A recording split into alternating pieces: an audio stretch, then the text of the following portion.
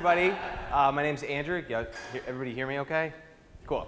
I was in the video game industry for about 10 years. I'm currently doing some creative tech, VR, AR, over at AKQA Portland. It's just right down the road. And I got an interesting project to work on earlier this year. And Microsoft came to us and said, we want to build excitement around Windows development. Specifically for Windows, around all of their platforms, whether it's Xbox or just regular old Windows apps or web apps or whatever. We want to build some excitement. And they said, give us your pitch. How do you get Windows developers excited about making Windows apps? And we're like, I don't know. And what we ended up coming up with was this Ready Player One style challenge. And it's a game that only a developer could win. And if you're one of the first 5 people to win and complete all 3 challenges, you get $10,000. And they're like, we love it, let's do it. And then we had to build it. And so we called it The Last Slice. And it's all based around, the whole theme of it is Bitcoin Pizza Day. And Bitcoin Pizza Day was this thing I knew nothing about. And it was the first recorded transaction of Bitcoin for goods and services. And it was some guy in Florida in 2010, and he was like, hey, anybody, he posted on a message board, and he was like, anybody who can deliver me 2 pizzas, I'll give you a Bitcoin or several Bitcoin or something, which is worth like thousands and thousands of dollars today. But at the time, nobody knew what it was going to become.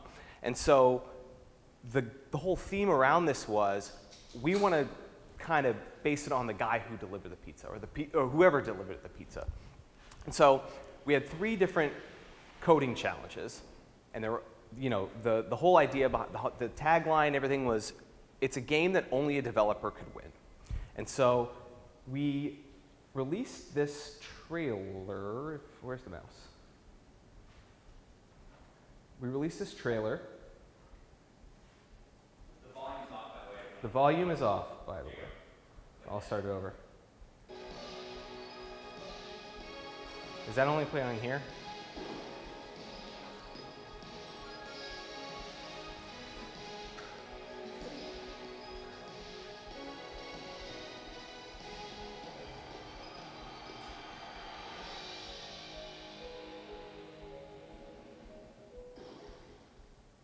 So we released this trailer, and we didn't tell them anything about the challenges, and we just said, go to this GitHub link, download the game, and play it. And a bunch of people did. And you run the game, and you download the source, you run the game, and it's impossible. I made it literally impossible to beat. Like, the only way to beat this game is to be a developer. You have to change something about the code. But nobody really knew that, because it's Ready Player One style. We're not going to tell you anything. You just got to figure it out yourself, kind of thing. So the gameplay is, this kind of retro style game where you drive around a pizza truck and pick up ingredients and you deliver pizzas. So the order comes through at the top, like tomato, mushroom, olive, whatever. You pick up these ingredients. If you deliver the wrong pizza, game over. If you, crash, we put little obstacles on the ground that fire, just literal fire in the middle of the streets. Like there's a frog involved. If you run over the frog, the game's over. All these different things. And we made it really, really hard. And the controls are kind of retro-esque, where they're not quite perfect. Doesn't feel super great, but it's not broken. So it was just like this, we really tried to kind of make it seem like it was this retro game. So you can play this game forever, and you'll never beat it. The final level is, the house is surrounded by fire. I made it surrounded by fire so you can't win. You can't do anything about it. So you can play this game, you get really frustrated, and then you finally figure out you have to change something in the code. So these are some of the ingredients, like bacon, green pepper, anchovies. I don't know why, anchovies. And see, these are some of the delivery screens, and we set the map up in a quadrant, so you're only playing in 1/4 of this map here, and there's 3 levels and multiple orders through each level. So that in level 1 there's 3, in level 1 there's 3 orders, in level 3 there's 99 orders. And we made it like you run out of gas, so there's this like timing gas mechanic. So it's the third level is impossible to beat. So you're going to see the screen a lot. People are going to get frustrated. They're going to be like, what do I do? What do I do? I'm going to fix the code, or I'm not, you know, if they're not a developer.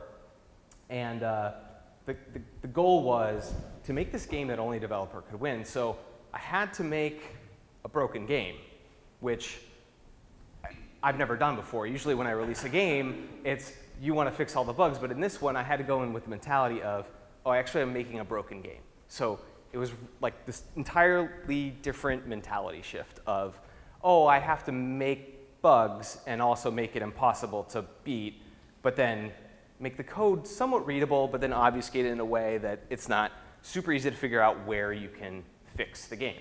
So it was in it, like all of our map and ingredients were all in this text file, and it was just gross, and it was just not what I wanted. Like if I saw that, I'd be like, I'm good. I don't want to deal with this.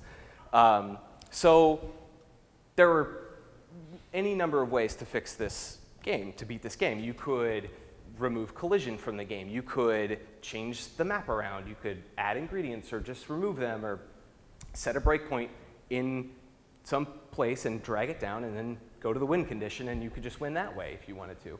And so people were really excited about this, and Twitter and Reddit and all these different things looking at these challenges, and all these people talking to the challenges and how they beat this challenge one was really, really interesting.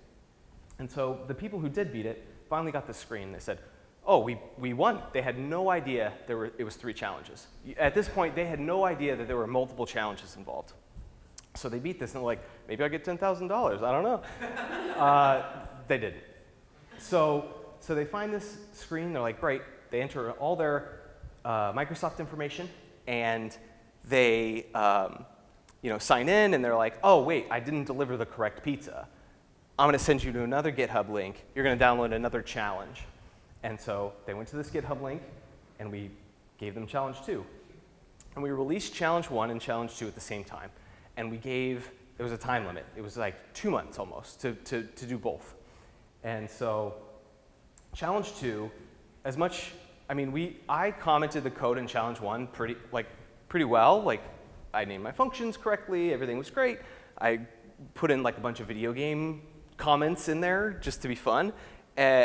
Challenge 2 had none of that. It was just 2 or 3 functions that sent web requests, and it was like JSON stuff. So the first time you run this program, you get this text JSON back that's this puzzle, and all it says is puzzle and then gibberish, like literal gibberish to something, and we give you an ID, we give you a timestamp. And so each puzzle is different. So you could run this web request over and over again, you'll get a different puzzle back. And people had no clue what this was. This was like the weeding out. We're going to weed you out. If you really want to win $10,000, you're going to have to try real hard to do this.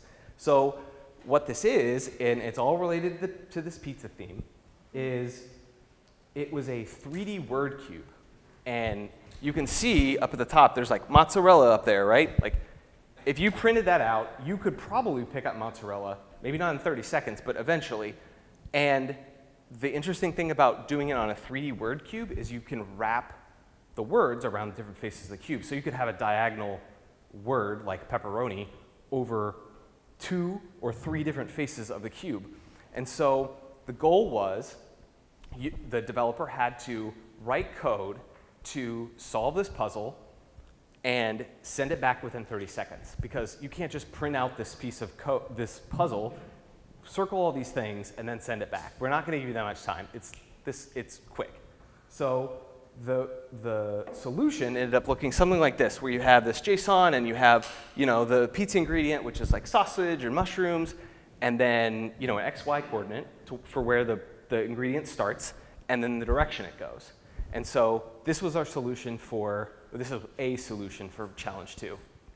Okay, so after you do that, and a lot of people had no clue what this was. It took weeks for people to figure this out, or what this challenge was, or any of that. So let's say you do get past challenge 2.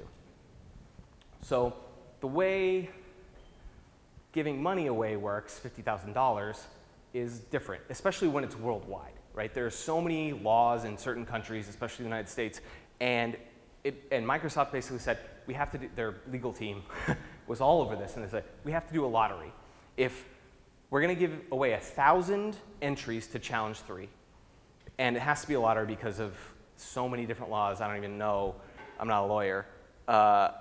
And so we're going to give away 1,000 challenge 3s. And we're going to wait between challenge 2 and challenge 3, we're going to wait a little bit. And the reason we waited is because we're going to send you this. It's a pizza box. And so if you got past challenge 2 and you were entered in this lottery and you won, you got this pizza box. And it arrived on whatever day, but we opened the challenge 3 at a very specific time. It's like midnight GMT on whatever day. So everybody who got the pizza box could start at the exact same time. And so if you notice on the pizza box, there's like little ingredients, and inside the pizza box and almost on every face of the pizza box, there's like little hints. So what's in the box? So it's a Raspberry Pi, an Arduino, and an LED screen. And it's, you can see it's customized. Like, we customized all these, and that's kind of why we only wanted to do 1,000, because we had to assemble 1,000 of these things. And so you get this, and there's almost no instructions. It's like, oh, plug it into your PC via USB. It's like, okay, that doesn't tell me anything. Like, you know, there's a little more here, but that's basically what it says. But we didn't want to give away any information on this. This is for $10,000. We want you to work for it. So what is challenge 3? Challenge 3 is almost challenge 1, only it's through this LED screen, and it's sitting on a Raspberry Pi with an Arduino attached to it. And if you look back in challenge 1, if you open the code for challenge 1, there's a map, a partial map of challenge 3. So there's all these little hints throughout challenge 1 and challenge 2 that will help you in challenge 3 if you get to it. So challenge 3 is pretty much the same as challenge 1. You have this little LED screen that is, you can move around and collect ingredients, but if you notice on the map, like, there's no ingredients there. You just get to a space and, you know, a jalapeno or whatever will pop up. So people would have to make their code solve this puzzle without a visual, other than this, a really strong visual indicator. So you could write your own AI to travel through the map and like pick up ingredients, and if it's the wrong one, drop it off and then finally get to the end. Or you could write your own input code to, you could move it around yourself, stop the debugger, keep going if it's the wrong ingredient, so on and so forth. So there's so many different ways to solve this coding challenge. Okay, let's say you are, you know, you finish challenge 3.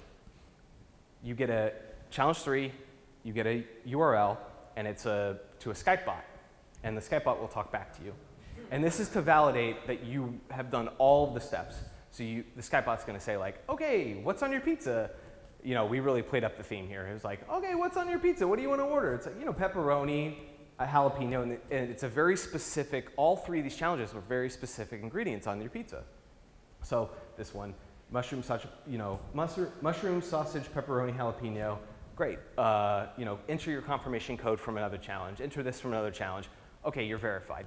So, you know, the whole time, you know, we had this leaderboard going, and so people could see within the game who was at the top of the leaderboard through all 3 challenges and who had solved challenge 1 and challenge 2 and challenge 3. So if you're the first person to get challenge 3, you have your initials. You could enter whatever you want, and they know you've solved challenge 3. So it was really interesting seeing the social piece of this, which I didn't expect to be so interesting to me, but just people talking back and forth of like, well, I know what challenge 2 was, but I don't necessarily want to tell you what it is because I want the $10,000. So it was like this weird thing. It was like the Ready Player One book or movie or whatever. So, so we had one person solve it within a minute of challenge 3 within a minute. And they had figured out that on the pizza box, there were so many different clues that they had pieced this together along with the email that we gave them, that they had done it almost ahead of time and submitted their answer right away.